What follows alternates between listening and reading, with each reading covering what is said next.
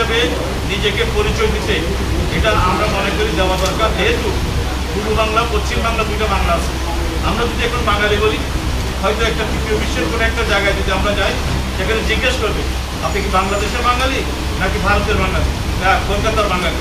কিন্তু আমরা যদি বাংলাদেশি বলি, হয়তো আমাদের এই প্রশ্নটা রেলাইজ করবে না। আমরা মনে করি যে বাংলাদেশ জাতীয়তাবাদী দলের যে মূল ভিত্তি বাংলাদেশি জাতীয়তাবাদ। কিছু না, এই ৩১ দফাটা আপনারা জানেন, এই ৩১ দফার মধ্যে আজকে অনেক বিষয়গুলো এখানে এসেছেন।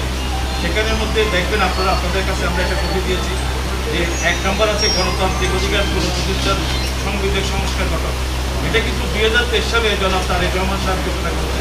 এটা আজকে ৫ই আগস্টের পরে এই অন্তর্বর্তীকালীন সরকারের যে আজকে তারা সংস্কার কমিশন গঠন করছে, আসলে এটা ৩ বছর আগে তারেক রহমান সাহেবের চিন্তাধারাটা ৩ বছর পরে এসে আজকে এটা বাস্তবায়ন হচ্ছে। তাহলে